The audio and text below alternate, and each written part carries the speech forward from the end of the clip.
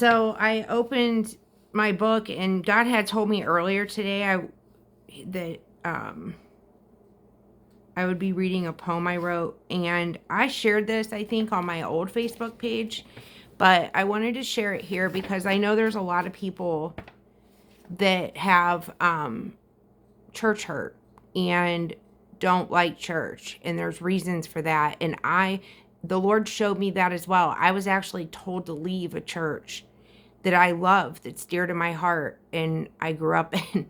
And I was told by a pastor to leave, and I was like hanging by a thread that day. It was while I was going through EMDR, and I was really struggling. And I actually ended up in the hospital a couple weeks later.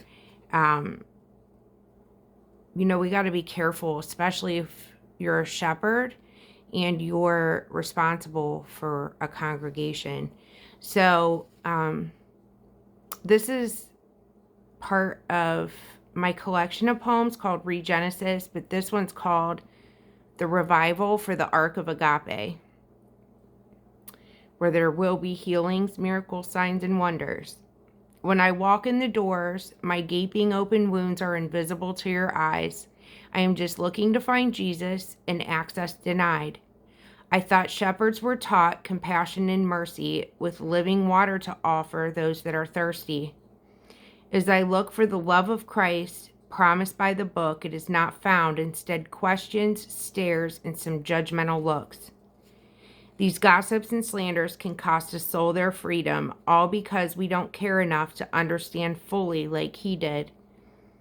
God challenges us to rise above the status quo and remain in his Son as he prunes his church to help her grow. We will be his complete and beautiful bride only when we lay down our prior beliefs, ego, and pride. Let resilience build during conversion, and love have its way beyond these walls. And let the Spirit's deep compassion and mercy be complete as bearing the gift of holding new wine calls. These evil days are introducing ancient devils to hearts and minds. Before a good gospel message can take root, the darkness we must bind. So plant the seed and pray with your faith in his might, then deliverance must occur, or it is just a useless fight.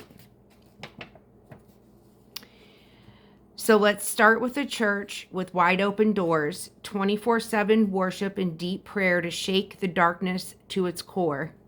The Word of God will reveal the wisdom and plan with guidance. From the High King, we just need disciples who will stand. When the caravan hits the road and the church is spread far and wide, God himself has promised me he will not leave our side. So church, stop fear of offense and being different, because fear, as we say, is worshiping the devil. Let's pick up our crosses, our word, get on bent knee, and start this revival.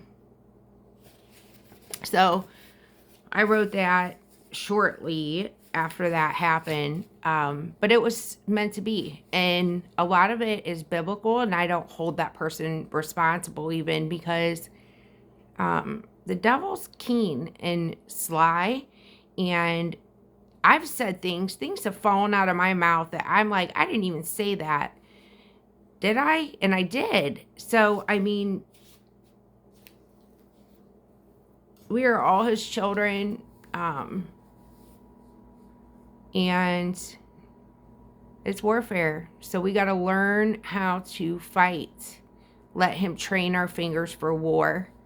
And I know everybody wants to stay in the love and light, and I don't think that's what we're being called to do right now. If you're a warrior for Christ, if you're an ambassador for Christ, we're being called to go into the dark. That's why he says, keep our lamps trimmed, the wicks trimmed, because we need to light a light and go into the dark. We can't just sit in love and light. That's selfish. So, all right, that's it for real. Peace out.